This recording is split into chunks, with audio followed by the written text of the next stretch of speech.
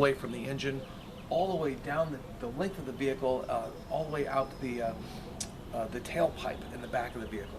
And it also hangs lower than most of the apparatus down there, so it's more easily damaged. We want to make sure it's not damaged and that it is hanging properly. It is suspended from the frame with spring hangers. I want to make sure the spring hangers are all in place.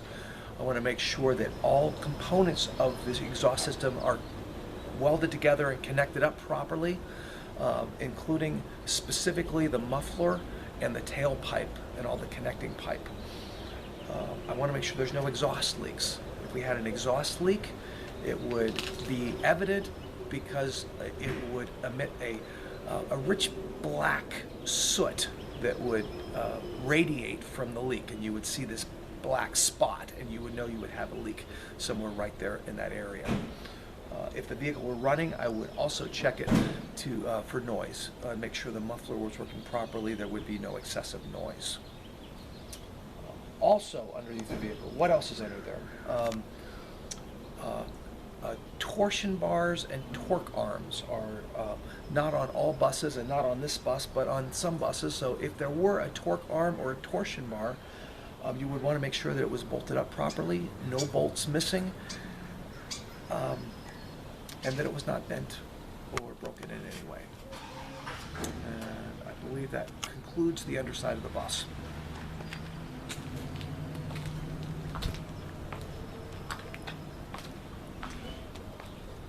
That brings us to the rear of the bus. Let's see, let's call it 3 items on the rear of the bus. Well, let's go 4 items on the rear of the bus. First, I'm going to check to make sure it's level again, because if it's not level, there's something I have to investigate and figure out why it's not level, and I very well might have to take it out of service if it's not level. Next, I'll check underneath for any debris, and I will also check the area behind me and around the bus, because it's very possible I might have to back the bus out when I leave. So I'm looking for cables or low branches or boulders or low brick walls or other vehicles parked close by, or anything else that might pose a hazard if I'm backing up that I might not see when I'm behind the wheel backing up the bus. Next, I'm going to check my lights. 4 things I want to know about my lights. They are clean, no grime or mud on them. They are undamaged, not broken or cracked. They are securely attached, and I'm going to touch them to make sure, to the vehicle.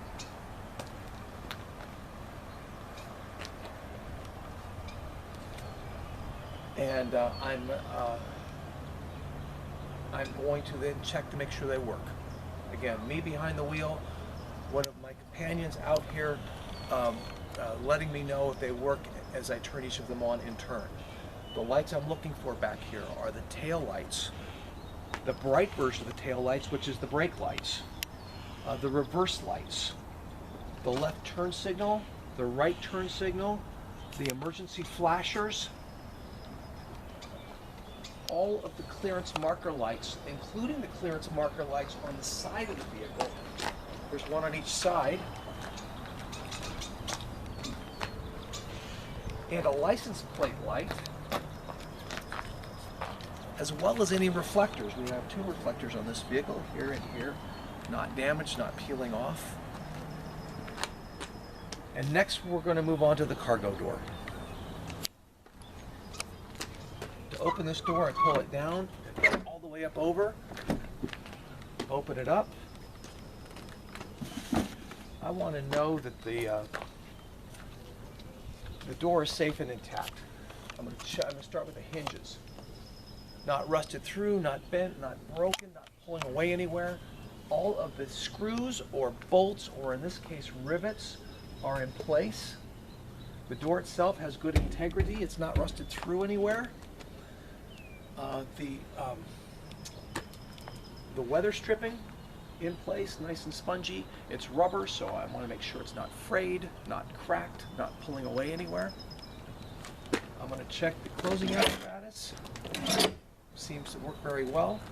I'll close the door, down, all the way up over, and I'll give it a tug to make sure that it is closed securely, which it is.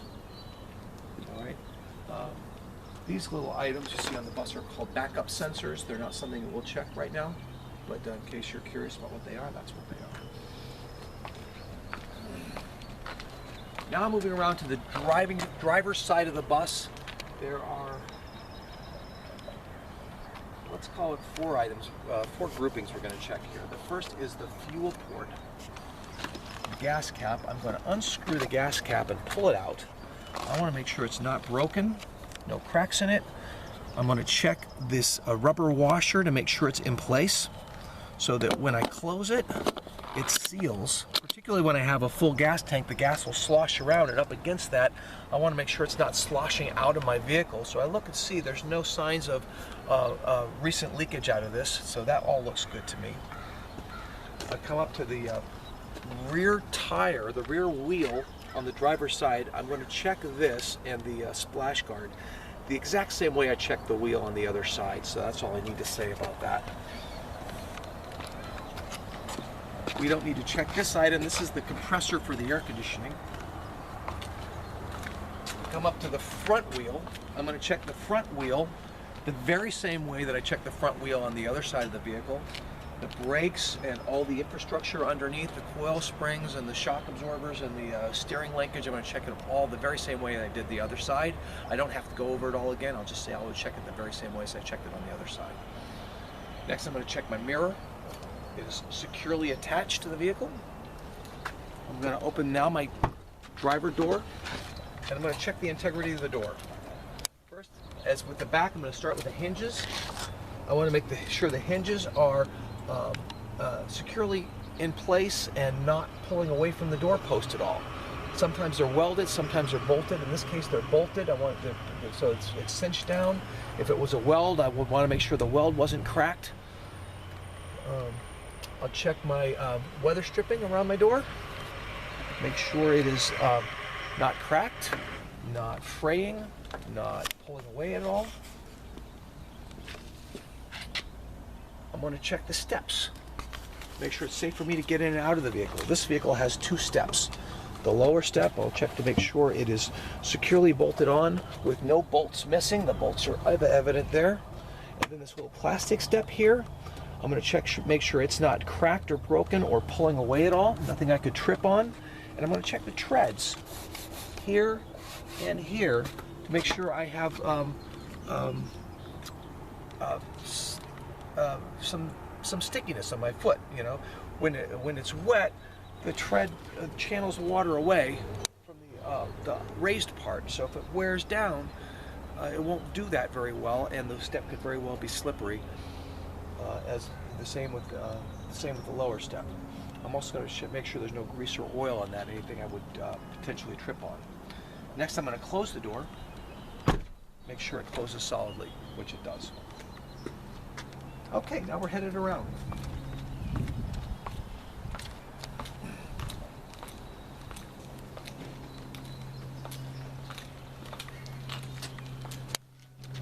We're going to enter the passenger cabin now, but before we do, we're going to check the step well. A few things we want to know about the step well. Number 1, there is no debris or anything on which our guest might slip. Banana peel actually left in the bus this morning. Step tread. It is not worn down. Same as on the driver's side, the ridges are there for a purpose, and the purpose is when it's wet to channel water away so there's a dry space on top that will keep our passengers from slipping. So we want to make sure that that tread is not worn down. We want to make sure that none of the step tread is peeling up. It's all glued down, and if the glue fails, it might peel up and somebody could trip over it. We're going to check the lighting in the step well to make sure it's operational. It clearly is.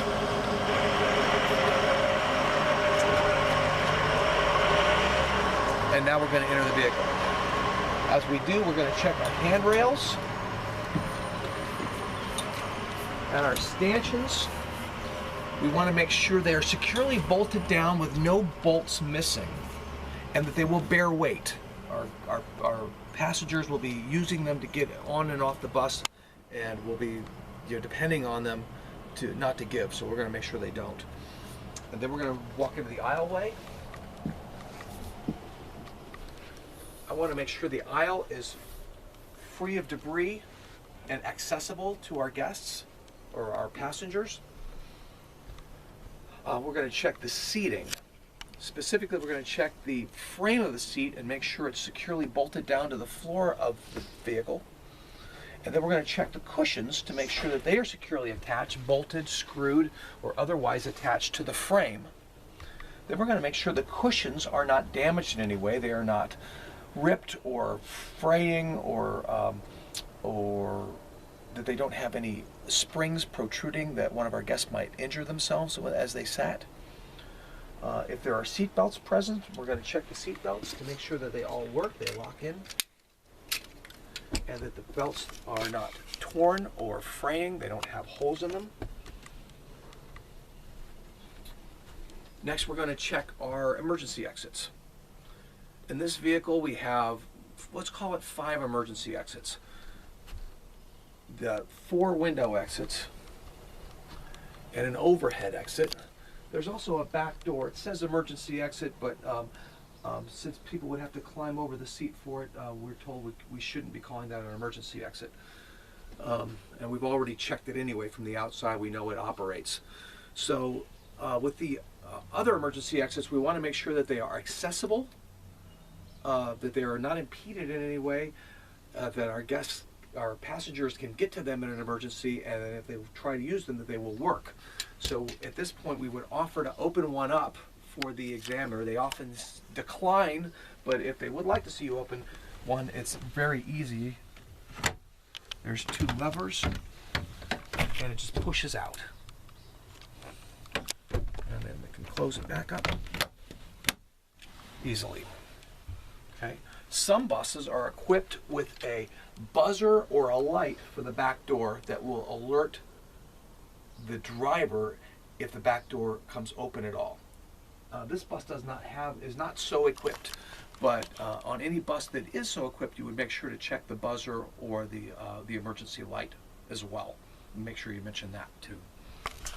And that concludes the passenger cabin. Next, we're going to do our emergency equipment. We have 3 emergency items on this bus that we're concerned about for the purposes of this test. One is our reflector triangles. It's in a box. It's mounted to the floor right here. There's 3 triangles. Next is fuses. Fuses are kept in this little cubby hole. Spare fuses is what they are. And the third is our fire extinguisher. 4 things I want to know about the fire extinguisher. It is securely attached to the vehicle, securely mounted. This little pin is in place. The fire extinguisher is fully charged. There's a little gauge on this side, thin green strip with a yellow arrow. The arrow is right in the thin green strip, and that it has been serviced within the last 12 months. And you find that on this tag. They kind of punch the hole here, the year, the month, and the day. By law, they all have to be serviced every 12 months. All right, and that's the extent of our emergency equipment. We're now going to our cockpit, our driver area. First thing I would do is check my seat to make sure it is securely mounted to the floor. I would check the upholstery to make sure it's not ripped or frayed. There's no springs sticking out that might injure me when I sat down, which I'm about to do. I sit down, I put on my seat belt. I want to make sure it clicks in well. I'm going to examine the belt itself. Not frayed, not overly worn, no holes, no rips. And then when I let go, it springs back and retracts the way it's supposed to. And now I'm looking forward. First thing I want to check here is my windshield. 3 things I want to know about my windshield. It is clean. It is unobstructed. I can see all the way through it. And it is undamaged. And by damage, I mean cracks or rock chips. Next, I'm going to check my mirrors, my side mirrors. I want to check the same 3 things about those. They are clean, they are unobstructed, and they are undamaged, meaning no cracks or they're not broken. Oh, and the fourth thing about the mirrors, I'll check to make sure they're adjusted properly so that I can see behind me in the bus. And these are electric mirrors, I can move them if I need to. All right, next we move to what we call the safe start. When starting the vehicle, there's three things we're going to do before we turn the key and three things we're going to check for after we turn the key. So, put the key in the ignition. First thing I want to check is that my shifter is in park, my emergency brake or parking brake is depressed and engaged, and that my foot is on the service brake. Those three things in place, I turn the key. First thing I'm checking after I start is that the ABS light, the anti-lock brake light, comes on and then turns off. It comes on to let me know the indicator is working, and it turns off to let me know that I have no problems with my anti-lock brake system. Next, I'm going to check for engine noise. I just want to listen to the engine, make sure I don't hear any unusual rattling or squealing or noise under the engine. Next, I'm going to take my foot off the brake and tap the accelerator twice. I want to hear the engine rev up and then die down again.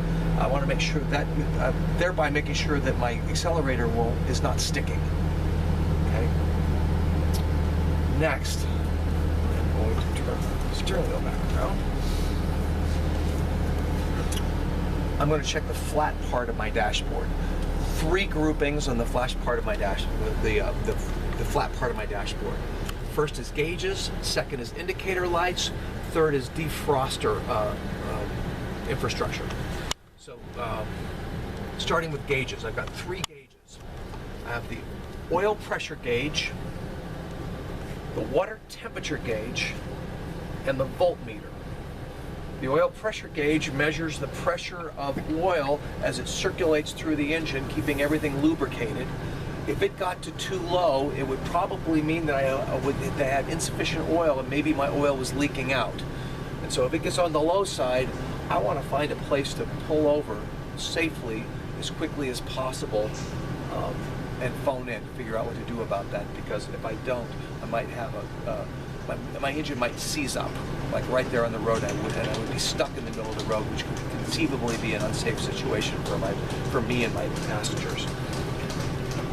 My water temperature gauge measures the temperature of the coolant that is circulating throughout different chambers in the engine to keep it cool enough and from overheating.